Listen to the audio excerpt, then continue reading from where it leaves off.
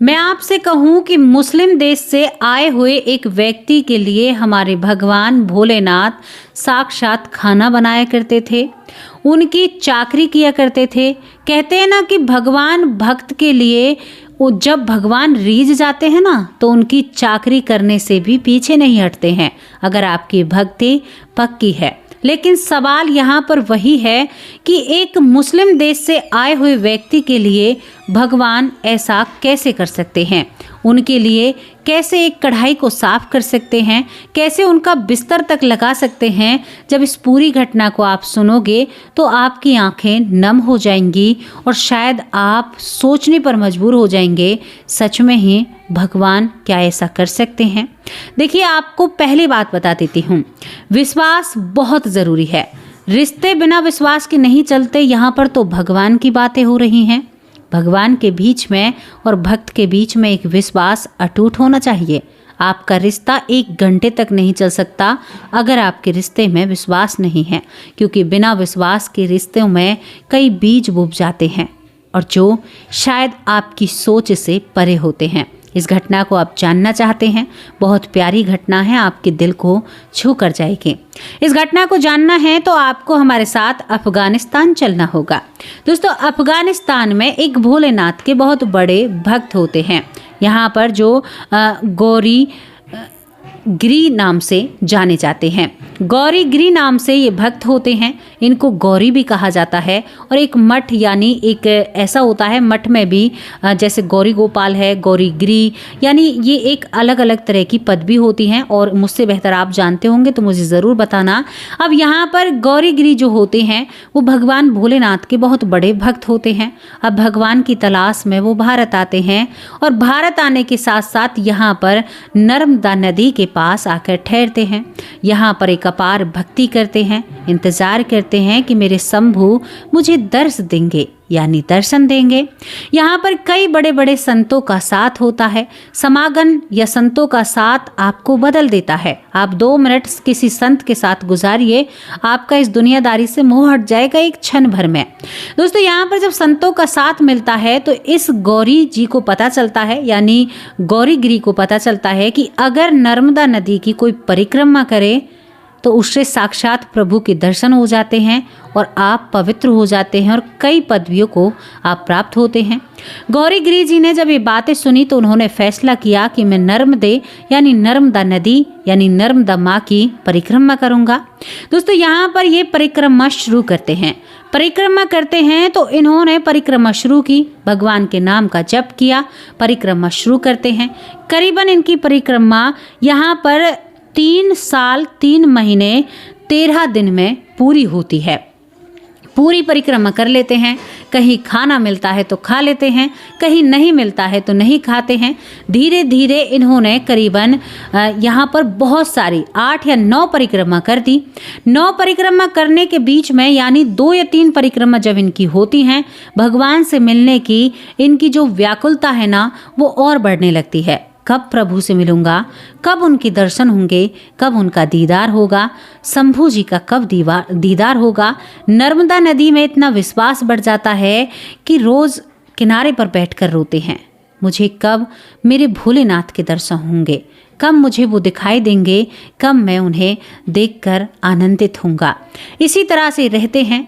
तभी इनका जो एक टोल बनता है यानी टोली बनती है जिसमें कई संत थे। तो दोस्तों, यहाँ पर जब चौथी परिक्रमा होती है तो इनकी परिक्रमा में एक यहाँ पर संत आते हैं। वो एक बाबा जी थे, उन्हें मोढ़ा कहकर बुलाया जाता है, जिन संत का नाम श्री स्वामी केशवानंद जी महाराज होता है। यानी पीछे इतना बड़ा नाम पड़ता है, लेकिन पहले जब इनकी टोली में आते हैं जो नर्मदे नदी की परिक्रमा होती है तो यहाँ पर जो ये स्वामी केशवानंद जी होते हैं यानी स्वामी केशवा जी, यहाँ पर जब ये आते हैं तो इनको सब बावला समझते हैं। अच्छी लटाएं जटाएं हैं और हमेशा यानी अपनी मस्ती में मस्त रहते हैं। लेकिन देखने को यहाँ पर क्या मिलता है, यहाँ पर जो गौरी होते हैं, गौरी जी की टोली में जब ये आते हैं तो गौरी जी के लिए ये खाना पकाते हैं। सब संतों से पहले उठते हैं, परिक्रमा में जैसे विश्राम भी करते हैं तो सबसे पहले उठकर यहाँ पर गौरी जी के लिए खाना बनाना, शाम के वक्त उनका खाना लगाकर उनका उनका बिस्तर लगाना, उनकी देखरेख करना। इसी तरह से 4-5 यानी 8-9 परिक्रमा इन्होंने पूरी की थी, तो 4-5 परिक्रमा और हो जाती हैं और ये गौरी जी का बहुत ख्याल रखने लगते हैं। इतना ख्याल रखते हैं कि इनका यानी 8 याम ध्यान रखते हैं और यहाँ पर हर एक सेवा इनको उपलब्ध कराते हैं। यहाँ पर ये गौरी इन्हें शायद इस दृष्टि में देख रहे थे, कैसा मोढ़ा है, बावला सा बनकर रहता है, इस तरह की मानसिकता वो अपने अंदर रखते हैं। धीरे धीरे इनकी 8-9 परिक्रमा हो जाती हैं तो गौरी एक दिन नर्मदा नदी के किनारे बैठकर रोने लगता है। कहता है कि मैं कितना अभागा हूँ। लोग कहते हैं एक परिक्रमा में उद्धार हो जाता है, जीवन सफल हो जाता है। मेरी एक ही तो इच्छा थी, नर्मदा, मुझे तो कहीं पर भी भोलेनाथ नहीं मिल रहे हैं। कब मैं अपने नाथ से मिलूंगा, कब मुझे उनके दर्शन होंगे। दोस्तों यहाँ पर वो इसी बात को सोचते हुए खड़े रहते हैं। यहाँ पर तभी नर्मदा नदी के साथ बैठकर जब रोते हैं तो रात के वक्त उनके मन में एक बहुत बुरा विचार आता है। विचार क्या होता है? वो कहते हैं कि अब भोलेनाथ तो मिले नहीं है, 8 परिक्रमा या 9 परिक्रमा हो चुकी हैं, अब इस दुनिया में जीने का क्या फायदा। यहाँ पर वो खड़े होते हैं और घाट से नीचे उतरते हैं, यानी जो वो किनारा था, और कहते हैं कि अब मैं मरना चाहता हूँ। दोस्तों यहाँ पर ये मरने की इच्छा से नदी में अंदर बढ़ते ही चले जाते हैं। जब ये नदी में बढ़ते जा रहे हैं तो आंखों से आंसुओं की धार बह रही है। सोचते हैं कि मेरे भोलेनाथ तो मुझे नहीं मिले, लेकिन मरने के बाद तो मिलेंगे। मेरा प्रण है, मैं भोलेनाथ से ज़रूर मिलूंगा। इसके बाद ये आगे बढ़ते ही जाते हैं। तभी यहाँ पर जहाँ पर कहते हैं कि उस जगह पर जाते हैं जहाँ पर यानी ज़मीन महसूस नहीं होती है, जहाँ माँ का विकराल रूप होता है, यानी बहुत गहरी नदी होती है। लेकिन ये उसमें अंदर जाते हैं तो घुटनों से ऊपर पानी नहीं आता है। ये पूरी नदी में घूम जाते हैं, पूरी नदी में घुटनों से ऊपर पानी ही नहीं होता है। ये कहता है कि माँ, आप भी मजाक कर रही हो, मैं दर दर भटका हूँ, क्या आप मुझे मरने नहीं दोगी। तभी यहाँ पर ये खड़े हुए आंसू टपक रहे थे, नदी में वो आंसू गिरते हैं और पीछे से इनकी उंगली किसी ने पकड़ी और उस उंगली को झटका।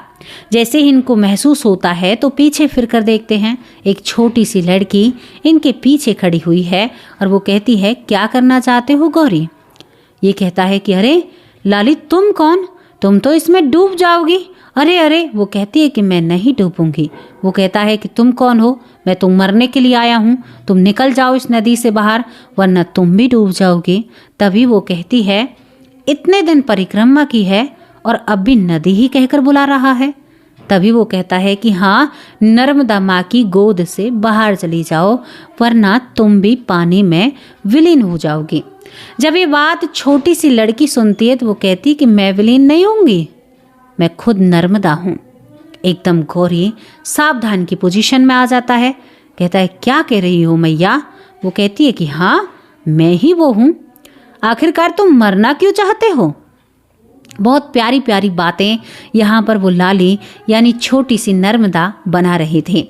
तभी वो कहता है कि मरो क्यों ना, लोगों को एक एक परिक्रमा में भगवान रीझ जाते हैं, और मेरी किस्मत देखो माँ, मैंने 8-9 परिक्रमा करी हैं, लेकिन भोलेनाथ मुझे दर्शन देने के लिए तैयार नहीं हैं, तो मैं क्यों जीवित रहूं। मरने के बाद तो आएंगे मुझे लेने के लिए, ये मेरा विश्वास है, मरने के बाद ज़रूर आएंगे। तभी नर्मदा माँ हंसने लगती है, मुस्कुराने लगती है और कहती है, तुम्हें पक्का पता है ना वो आएंगे। वो कहते हैं, हाँ वो आएंगे, मरने के बाद तो आएंगे। वो कहती है कि अरे, साथ साथ प्रभु चल रहे हैं और फिर भी एक हट है, जिद है मरने की, तुम्हारे साथ ही तो भोलेनाथ रहते हैं। तभी यहाँ पर गौरी हंसने लगता है, ऐसा कैसे हो सकता है, मेरे साथ कहाँ रहते हैं। तभी नर्मदा माँ कहती है, अरे मूर्ख, जो तेरी रोज कढ़ाई मांजता है, रोज तेरे लिए अच्छे अच्छे भोजन बनाता है, तेरे लिए हलवा का इंतजाम करता है, तेरे बिस्तर तक को लगाता है, वही भोलेनाथ है। वो कहता है, नहीं मान सकता। कहाँ है, कौन है। वो कहती है कि सोच, 3 परिक्रमा जहाँ तू भूखा मरता था, टाइम पर खाना भी नहीं मिलता, उसके बाद तुझे कितना खाना मिलता है, कितना सब कुछ होता है।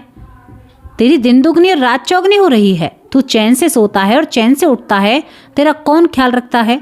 तभी उनके दिमाग में स्वामी केशवानंद जी का जिक्र आता है कि मेरा काम तो वही करते हैं जो थोड़ा बहुत करते हैं, लेकिन वो तो बावले से बाबा हैं, वो कहता है कि माँ ऐसा कैसे हो सकता है, वो तो बड़े बावले बाबा हैं।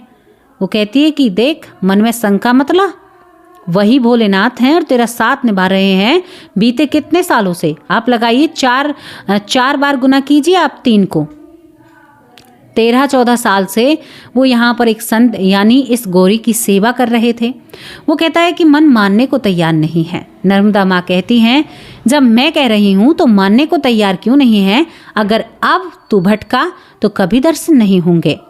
दोस्तों, यहाँ पर वो एक मन में बहम लेकर, बहम और विश्वास की बात हमने शुरुआत में करी, वो मन में बहम लेकर वहाँ पर पहुँचता है जहाँ उनका यानी आप तंबू वंबू गाड़ कर रहा करते थे। वहाँ पर जाकर देखता है और देखता है उस संत को, तो कहता है कि ऐसा कैसे हो सकता है। तभी वो देखता है कि देखता हूँ खाना क्या यही बनाता है, क्योंकि गौरी को नहीं पता था खाने की व्यवस्था कहाँ से हो रही थी, सब भगवान सहारे चल रहा था। सुबह आज पूरी रात वो सोता नहीं है। सुबह देखता है कढ़ाई की आवाज़ आ रही है, सभी संत सोए हुए हैं, ये आवाज़ कहाँ से आ रही है। गौरी उठकर जब वहाँ पर पहुँचता है तो देखता है सच में ही श्री स्वामी केशवानंद जी महाराज वहाँ पर कढ़ाई साफ कर रहे थे। यहाँ पर गौरी कहता है सच में ही। तभी नर्मदा नदी फिर उसके हाथ को पकड़ती है और कहती है, मन में गलत विचार मत ला, झुककर प्रणाम कर, सारा सच तेरे सामने आ जाएगा। गौरी सीधा लेटकर कहता है कि प्रभु आप ही प्रभु हो क्या। तभी यहाँ पर जो स्वामी केशवानंद जी महाराज हैं कहते हैं, माथे पर चंदा, गले में सर्प ऐसे प्रकट हो जाते हैं साक्षात भोलेनाथ के रूप में। और जब प्रकट होते हैं तो यहाँ पर गौरी हैरान खड़ा देखता रह जाता है। इतने दिन से भगवान मेरी सेवा में, मैं कितना मूर्ख हूँ, भगवान को नहीं पहचान पाया। ये तो बहुत बुरी बात है, बहुत ही बुरी बात है, मेरे लिए तो शर्म की बात है। ऐसा कैसे हो सकता है? हे दीनानाथ, तुमने ऐसा क्यों किया? तभी साक्षात भगवान कहते हैं कि अब तो तुम्हें दर्शन हो गए ना, अब मैं यहाँ पर नहीं रहूँगा, बताओ तुम्हें क्या चाहिए। वो कहते हैं कि आपके दर्शन की अभिलाषा थी, बाकी और कुछ नहीं चाहिए, अपने चरणों में स्थान दो। कहते हैं कि भगवान ने साक्षात वरदान दिया कि चरणों में स्थान तो तुम्हें मिलेगा। ये बात तो सत्य है। और इसके बाद वहाँ से भोलेनाथ उन्हें दर्शन देकर वहाँ से चले जाते हैं। दोस्तों, यहाँ पर गौरी आगे की ज़िंदगी अपनी जीता है। पूरी ज़िंदगी जब निकल जाती है तो उसके बाद कहते हैं यहाँ पर श्री स्वामी केशवानंद जी महाराज हैं, वो दोबारा आते हैं, यानी भोले बाबा दोबारा धरती पर रहते हैं। यहाँ पर एक खेड़ी घाट है नर्मदा नदी पर। खेड़ी घाट पर आज भी आपको श्री स्वामी केशवानंद जी महाराज के चरणों के यानी स्थान नजर आएगा, जहाँ पर लोग अपना माथा टेकते हैं और भगवान पर अपार भक्ति या अपनी श्रद्धा दिखाते हैं। वहां पर साक्षात सबूत मिलेंगे। वहां की भी एक छोटी सी घटना आपको बताती हूँ। नर्मदा नदी अपने रौद्र रूप में थी, बहुत ही ज़्यादा रौद्र रूप में। आसपास जो लोग होते हैं, उसके बाद की मैं आपको बातें बता रही हूँ, तो वो नदी यानी नर्मदा माँ के रूप को देखकर घबरा जाते हैं। यहाँ पर जो स्वामी केशवानंद जी महाराज थे वहीं पर एक टीले पर भक्ति करते हैं, यानी जो ये खेड़ी घाट है यहीं पर वो भक्ति करते हैं। बहुत ऊंचा, कहते हैं बहुत ऊंचा है वहाँ पर वो स्थान। अगर वहाँ से कोई देख रहा है तो मुझे ज़रूर बताना।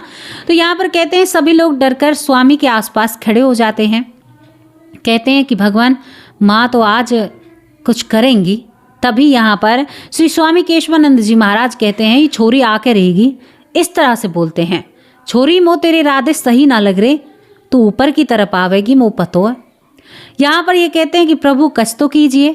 यहाँ पर जब ये लोग कहते हैं तो यहाँ पर जो स्वामी होते हैं वो कहते हैं कि हाँ, छोरी तो ऊपर ज़रूर आवेगी, लेकिन त्यारो भी तो कोई फर्ज बने, तुम्हें अपनी माँ के निया यानी जो माता है, माता नर्मदा के लिए तुम्हें कुछ ना कुछ तो करना चाहिए। दोस्तों, यहाँ पर कहते हैं कि टनों के यानी मन के हिसाब से, मन होता है 40 किलो का, मन को हिंदी में 40 किलो को मन कहा जाता है। हलवा का भोग नर्मदा नदी के लिए बनाया जाता है। यहाँ पर कहते हैं कि नर्मदा नदी इतना ऊपर पहुँचती है जहाँ पर स्वामी केशवानंद जी महाराज कहते हैं कि मेरे चरण लेने के लिए छोरी आ रही है, यानी मेरे पैर छूने के लिए आ रही है नर्मदा नदी।